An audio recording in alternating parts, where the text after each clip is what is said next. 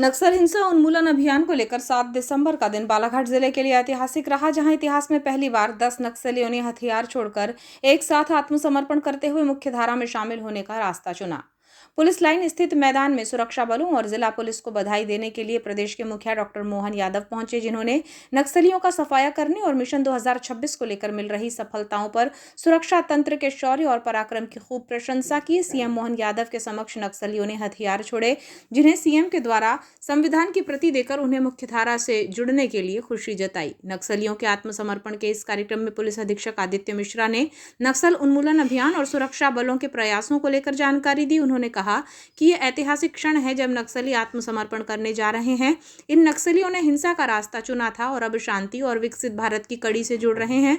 उन्होंने बताया कि वर्ष 1980 से नक्सलियों से लड़ाई शुरू हुई थी, जो अब निर्णायक दौर में पहुंची है। एक समय यहां नक्सलियों के पैर पसरे हुए थे।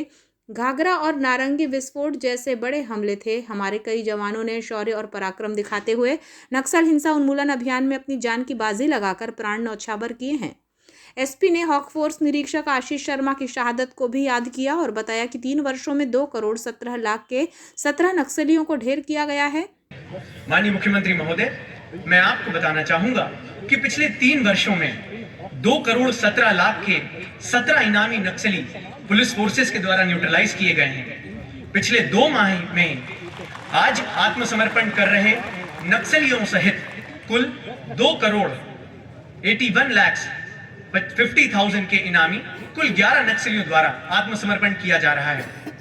पहले जहां बालाघाट क्षेत्र में कभी 6 दलम हुआ करते थे, वहां पर आज केवल सिर्फ कुछ चुनिंदा नक्सली बचे हैं और 1 दलम शेष है। नक्सल विरोधी अभियान में उसको और प्रभावी बनाने हेतु वर्ष 2025 में कुल 9 नए कैंप्स स्थापित किए गए हैं। मध्य प्रदेश में नवाचार के तौर पर अस्थायी पुलिस कैंप बनाए जा रहे हैं, जिसमें कम समय एवं कम लागत से रणनीतिक लाभ मिलता है। नक्सल प्रभावित क्षेत्रों में आम जनमानस को सुविधा प्रदान करने हेतु कुल 46 एकल सुविधा केंद्र भी खोले गए हैं। मैं यह उपलब्धि हॉक फोर्स, सीआरपीएफ, एसएएफ और जिला बल में पदस्थ उन हजारों जवानों और उनके परिजनों की मेहनत एवं उनके त्याग को समर्पित करता हूं, जिनके खून पसीने से सींची गई जमीन पर आज शांति एवं उम्मीद के पौधे जन्म ले रहे हैं। मैं आपको आश्वस्त करता हूं कि भारत सरकार द्वारा निर्धारित समय सीमा के भीतर बालाघाट जिले में नक्सलवाद का पूरी तरह से सफाया करने के लक्ष्य को हम प्राप्त करने के लिए कटिबद्ध हैं। कार्यक्रम में डीजीपी कैलाश मकवाना ने नक्सलवाद को समस्या बताते हुए कहा कि वर्ष 2025 में 10 इनामी नक्सलियों को मार गिराया गया और 64 पुलिस जवानों को उनके पराक्रम को लेकर आउट ऑफ टर्न प्रमोशन दिया गया है। डीजीपी ने कहा कि केबी डिवीजन के 10 नक्सलियों का एक साथ आत्मसमर्पण करना मध्य प्रदेश के इतिहास में पहली बार हुआ है। इसके लिए हमारे सुरक्षा बलों की सक्रियता और उनका साहसिक रूप से डटे रहने का ही यह परिणाम है। मुख्यमंत्री डॉक्टर मोहन यादव ने अपने उद्बोधन में कहा कि ये दिन शौर्य और पराक्रम का दिन है। माओवादियों के पुनर्वास नीति के तहत मुख्य धारा में उन्हें शामिल किया गया है। हम किसी के साथ अन्याय नहीं करना चाहते, लेकिन कानून व्यवस्था में कठिनाई आए तो जवाब देना जरूरी हो जाता है। केंद्र और राज्य सरकार के समन्वय से मिशन 2026 चल रहा है, जिसकी समय सीमा मार्च है, लेकिन अब तो जनवरी हो गई है। जिस तरह हमारी पुलिस ने काम किया है, तो मध्य प्रदेश सरकार भी आगे बढ़कर पुनर्वास करेगी। जो माओवादी हथियार त्याग रहे हैं, उनकी चिंता की जाएगी। सीएम ने बताया कि वर्ष 2025 में बालाघाट जोन के तहत 10 हार्डकोर नक्सलियों को धराशायी किया गया, जिन पर 1 करोड़ 46 लाख रुपये का इनाम घोषित था। इसी वर्ष बालाघाट में सुदूर नक्सल प्रभावित क्षेत्रों में 10 कैंप लगाए गए, 15 अस्थायी कैंप भी स्थापित किए गए। सीएम ने बताया कि हॉक फोर्स के 1200 जवान नक्सलियों से लोहा ले रहे हैं, जन सुरक्षा में लगे हुए हैं। आशीष शर्मा के बलिदान को भी सीएम ने याद किया और बताया कि उनके परिवार को आर्थिक मदद और नौकरी दी जा रही है। सीएम ने माओवादियों को ललकारते हुए कहा कि अब लाल सलाम वालों का सलाम नहीं चलेगा। एक भी व्यक्ति को हथियार उठाने की जरूरत नहीं है। हथियार और हिंसा त्याग कर मुख्य धारा में आएंगे तो जवाबदारी की गारंटी सरकार की है।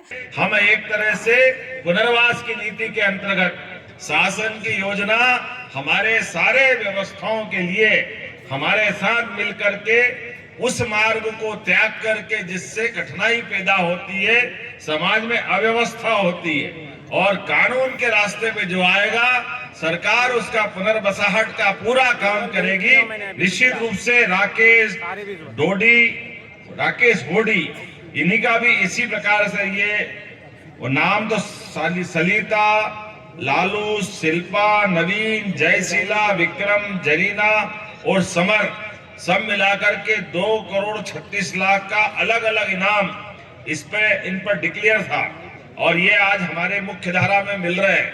मैं माननीय प्रधानमंत्री और माननीय गृह मंत्री की भावना के अनुसार मध्य प्रदेश सरकार के माध्यम से हम जो कर सकते हैं पुनर्वास के लिए उससे आगे बढ़ के करेंगे, ये पक्का है। और हर तरह से जो हमारे साथ हथियार त्याग करके आ रहे हैं उनके लिए चिंता करने का काम हमारी सरकार का है। हमारी सरकार के माध्यम से और भी जो बचे हैं वो हथियार त्यागे, इस अपेक्षा के साथ मैं बताना चाहूंगा अकेले 2025 में बालाघाट जोन में अब तक 10 हार्डकोर नक्सलियों को धराशायी करने का काम हमारी पुलिस ने किया था। ये बड़ी बहादुरी का काम था। लगभग 1.46 करोड़ का इनाम इन पर था। मैं मान के चलता हूं जब मलाज खंड की दलम एसीएस सुनीता ने 1 नवंबर को पुलिस के आगे सरेंडर किया था, जिन पे लगभग 17.5 लाख का इनाम था। और उसके साथ साथ जब हमारा ये लगातार अभियान चला, इसी का परिणाम है कि हमारे एमएमसी जोन के प्रवक्ता अनंत उर्फ विकास नगपुरे द्वारा सीमावर्ती जिलों में 11 सशस्त्र वर्दीधारी नक्सलियों के साथ मैं हथियार आत्मसमर्पण किया था। मैं लंबी चौड़ी बात न करते हुए, क्योंकि 5 बजे हमारा हेलीकॉप्टर उड़ने का समय है, लेकिन आज का ये समय तो वास्तव में माननीय डीजीपी का रात को फोन आया तो हमने कहा मैं सब काम छोड़ के चलूंगा। हर हालात में हमारे जवानों का ये ऐतिहासिक दिन है, हमारी अपनी सफलता का यह नया प्रतिमान बन रहा है। जब हम इस दिशा में काम कर रहे हैं कई प्रकार से बालाघाट जोन को, मैं बालाघाट ही नहीं, मंडला, डिंडोरी, एक के बाद एक लगभग 2 साल के अंदर ये जिले हमारे भारत सरकार की उस लिस्ट से बाहर आए जिसको हम डेंजर जोन में मानते थे।